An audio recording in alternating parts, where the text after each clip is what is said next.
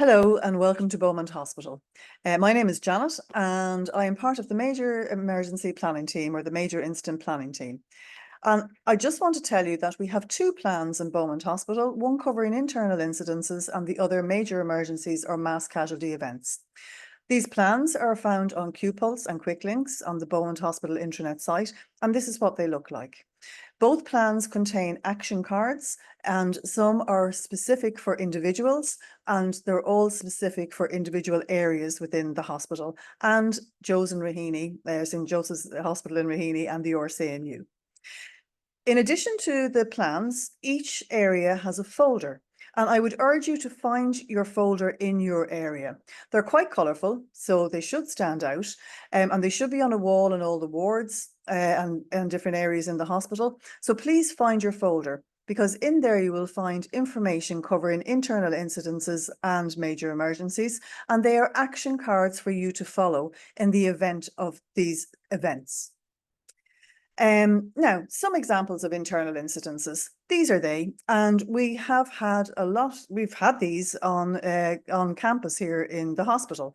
Fire is probably one of our biggest risks. We have had a flood for, a long time ago. The roof, something blocked the roof. I think it was pigeons, and the flood came down and out through the ambulance entrance all the way down. We have had a few fires as well, fire incidences, and we do fire evacuation exercises here in the hospital together with the health and safety department, and they go on twice a month, and every area in Beaumont Hospital and in St. Joseph's Raheny and the RCNU are done once a year, and they are evacuation exercises where we will simulate evacuation of patients. We had a fire in ED recently enough, and 57 patients were actually evacuated. So it's a very important thing to do, and you have an action card covering fire evacuation, or indeed evacuation of your area for any other reason. Communication failures, we've had phones down, some violent situations haven't been too bad, thankfully. Power failure, we have had power failures in the past, and medical gas failures, and there has been incidences on campus involving cars and multi-storey car park and that kind of thing. For internal incidences, if something does happen, we do something about it. For example, with the power failure, and we now have 2 backup generators. For medical gases failure, we have extra oxygen cylinders on wards, so things are done about it. So what do you do if you come across an internal incident in Beaumont Hospital or on Beaumont Hospital campus? The number you call to get help, and it is a serious internal incident. It's not someone just robbing your lunch. It's a serious internal incident. So please dial 2999. Now, that number is a dedicated number in our switch room. It is not calling the emergency services. It's just calling our switch room. And our switch room require the location and the type of internal incident. So, for example, I'm in the Centre of Education here. I'm in room 4, and, the ceiling has collapsed. There's somebody trapped underneath it or something like that. So location and type of incident, 2999 for any internal incident in Beaumont Hospital or on its campus. The reason Switch need to know the location and type of incident is that they will send the rapid response team to the incident to help you deal with it. The rapid response team are available 24/7, 365 days of the year, and they consist of porters, security, and the incident manager. The out of hours incident manager at night time, and one of the DNMs during the day. If you work in St. Joseph's Hospital in Raheny or the RCNU, the number is different. So I urge you to go there and find your folder and read and learn the number that you ring to report an internal incident on St. Joseph's campus.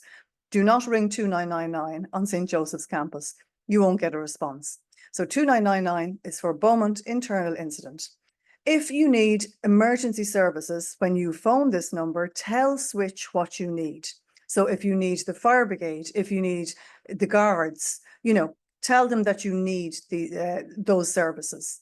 Excuse me. Switch need to ring the fire brigade, and the reason for that is they need to give the access points into the hospital, the nearest access point to the site of the fire. So please remember 2999. If you were working in an area and you were informed of an internal incident, what do? You find your folder and you read the instructions on your action card line by line and follow them. If you're a nurse in charge of a ward, you carry a DECT phone, keeping it free for communication with the site manager. And of course, the nature of the incident will determine the course of action. Unless anyone's in danger, you don't have to move anyone if the incident is in your area. Most internal incidences are dealt with locally, and therefore, nobody else really needs to know about them, bar the rapid response team and those who have discovered and are dealing with the incident. But if it is cascaded through the hospital, these are the actions that you need to follow. So we move on to major emergencies or mass casualty events, and that's what the next plan covers. The framework for emergency management defines a major emergency as this. And we've kind of cut it down to where the emergency department in Beaumont will be overwhelmed by the number of casualties, the nature or severity of the problem. Now, you may say that the emergency department is overwhelmed at the best of times, and you wouldn't be wrong there. But for the plan to be activated, we are talking about an external major emergency or an external mass casualty event. Hopefully it would be external rather than some sort of an internal incident turning into a major emergency, which could happen. So what are the risks? Well, this is the H there is where Beaumont Hospital is. We have Dublin Airport, we have Dublin Port, aviation fuel is transported between the two each day. We have motorways, the stars are chemical plants. So, risks are there. We are very lucky in that we haven't had a major incident or a mass casualty event here in Beaumont Hospital, and I certainly hope we never do, but we need to be prepared for one if it does happen. The last one was the Stardust, which was in Artane in 1981. There were 48 people died and 214 people were injured. So that would constitute a mass casualty event, and it would we would activate our plan for that. There's a little memorial garden just as you come into Beaumont for the victims of the Stardust. The inquest has just been wrapped up, I think, into the Stardust, the inquiry. So it's gone on for many, many years. And I guess the importance of documentation cannot be stressed enough in any incident whatsoever, because there would be an inquiry into any major emergency, or indeed, and of course, internal incidences as well. So what are your main priorities in a mass casualty event? Well, it's to communicate that there is one happening, or that Beaumont Hospital has activated its major emergency plan. And who activates it is really the consultant in ED together with the nurse in charge in ED, and the CEO, should be involved in that, and the incident manager, the site manager as well.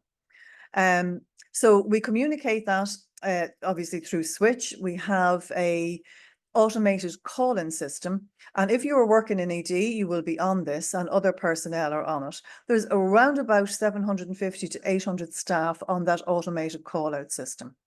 There's also a walking communication cascade that would tell each area in Beaumont Hospital that this has happened. Other priorities are the clearance of ED and the clearance of the pink area, which is Finbarr's Day Ward, which will patients who are in ED who cannot be sent home would be sent there. Just to say that in a major emergency, ED would be reconfigured, and this is how it would be reconfigured to yellow, red, green areas. The triage in a major emergency would take place at the ambulance entrance. So the clearance, critical care patients will go to ICUs if they can, or remain in the emergency department to be looked after. Your unassessed, partially assessed patients who are not suitable to be sent home will go to what we call the pink area. And at the moment, that's Finbarr's Day Ward. The medical on-call team will take over the care of these patients. Admitted patients will be sent to wards, to medical wards, and patients who are suitable to be sent home will be sent home. There's pre-ordered taxis. Staff are redeployed from various areas in the hospital. So particularly if you work in any of these wards, please have a look at your action cards. just to see what your responsibilities are during a major emergency. So staff are redeployed to ED, the pink area, and the nurse coordination centre. Equally, on the wards, your action card will tell you then how many staff you should call in to assist with the major emergency. Staff called in from home, some staff go to their own area of work, but all other nurses and HCAs will report to the Director of Nurses' office on the lower ground floor. All doctors will report to the staff login area in the emergency department. So just to know that. So this is kind of a representation of the reorganization of the hospital in a major emergency. So we will have our coordination centre, or a HECT, in the boardroom, nurse coordination centre, Director of Nurses' office. The Centre of Education will be the relative centre. Media will be dialysis therapy. We have a patient information helpline here in the Centre of Education as well. OPD will be for discharged patients from the major emergency. The rehabilitation centre will accommodate patients who are inpatients who are discharged until collection, because we need to create extra capacity. Staff login area, as I said, in ED, and the hepatology unit can be a waiting area for doctors who are not needed immediately in the emergency department to await deployment elsewhere. Obviously, you would keep in touch with your own team, and I'm sure you have WhatsApp groups to enable that. So how staff are informed, as I said, there's a walk-in communication cascade, and this is used for 3 different messages, if you like. So one can be a message. For example, we couldn't use the water here a couple of years ago because there was a problem with the leak slip plant. We got that message about 6 o'clock in the evening, so all inpatient areas particularly needed to be informed immediately. So the walk-in communication cascade can be used for something like that. It's also used for an internal incident if the whole hospital needs to know about it. But as I said, most internal incidences are dealt with locally, and obviously for a major emergency plan activation. There's an automated phone system for internal incidences, as well as the major emergency plan. As I said, the major emergency plan, there's about 750, 800 people on it. For internal incidences, the automated system is just senior management is on that. There's calls to specific phones in the hospital, and as I say, each area or each ward will phone in their own staff to come in. And how many staff is on your action card.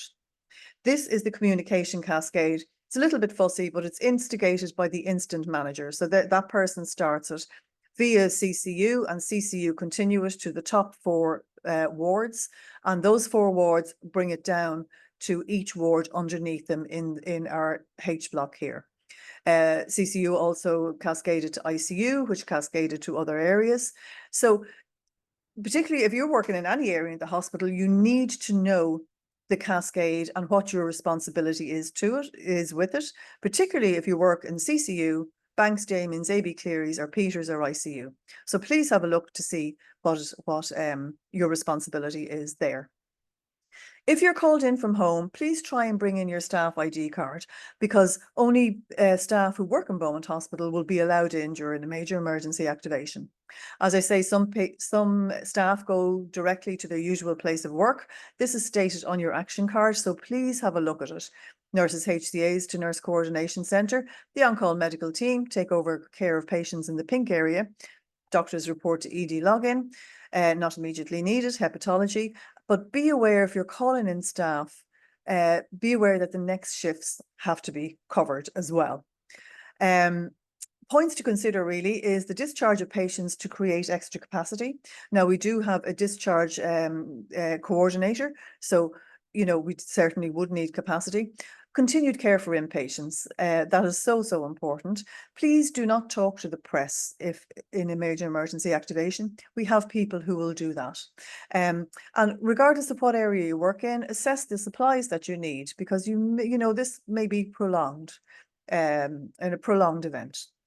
We do training in major emergencies, and we do simulation exercises twice a year, and we also have tabletop exercises run in ED.